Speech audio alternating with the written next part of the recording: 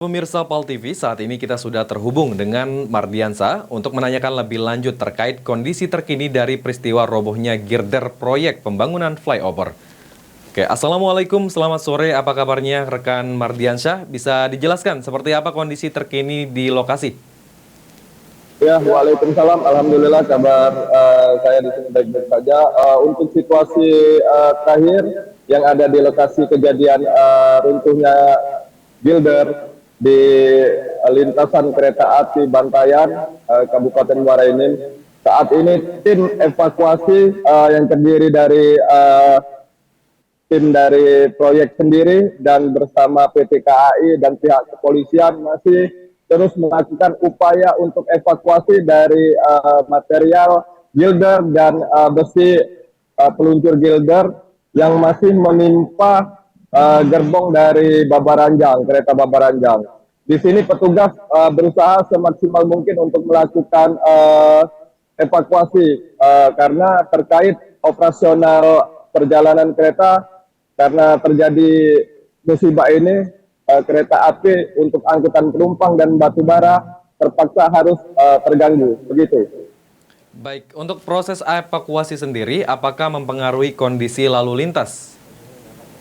Untuk kondisi lalu lintas sendiri sih ini terpantau aman, kendaraan mulai baik itu roda 4 dan roda 2 terbilang lancar karena memang antara jalan penghubung antara jalan kendaraan lalu lintas dan rel kereta api memang tidak ada penghalang karena lokomotif yang kemarin terjebak itu sudah dievakuasi dan jalan sendiri sudah bisa dilalui oleh kendaraan roda 4 dan roda 2 begitu. Baik, rekan Mardiansa, dari peristiwa itu bisa diceritain total berapa korban yang terdampak atas robohnya flyover tersebut? Untuk korban sendiri dari pantauan PAL TV di lapangan itu ada 9 korban, yaitu 2 korban sendiri meninggal dunia akibat runtuhan tertimpa dari gilder, yaitu Weston yang merupakan warga Makassar dan jenazahnya sendiri sudah diberangkatkan ke kota asalnya bersama Saputra warga Lampung dan juga sudah jenazahnya sudah diberangkatkan ke Lampung sendiri di kota asalnya untuk kota asalnya. Sedangkan korban yang lain 7 diantaranya itu ada yang masih mendapatkan perawatan medis di rumah sakit RSUD Rabain dan rumah sakit Prabu Mole, begitu. Baik, untuk korban sendiri apakah ada dari warga sekitar?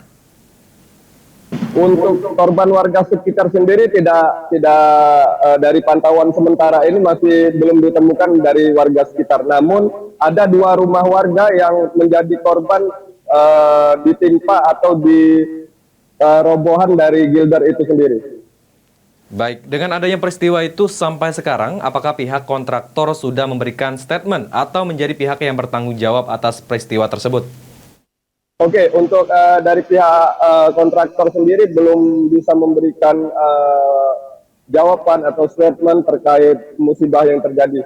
Namun dari pihak PPK dari Kabupaten Muara ini menyatakan kalau ini merupakan kejadian adanya miskomunikasi antara operator yang ada di lapangan saat memasang girder beton yang menggunakan kren itu miskomunikasi. Dan juga kebetulan pada saat kejadian ada rel kereta, ada Babaranjang yang melintas, jadi membuat girder beton itu bergeser dan jatuh ke bawah hingga menimpa kereta Babaranjang itu sendiri. Baik, apakah ada himbauan dari pihak kontraktor atas peristiwa yang terjadi? Untuk himbauan sih, ya. Yap. Apakah ada himbauan dari pihak kontraktor terhadap pengendara yang lalu lintas? Untuk lalu lintas sendiri sih tidak ada gangguan ya, karena juga di sini pihak kepolisian dari Satlantas Polres Muara Enim juga sudah berjaga dan mengatur arus lalu lintas yang berada di lokasi kejadian. Jadi pengendara bisa lewat dengan aman tanpa terganggu oleh evakuasi itu sendiri.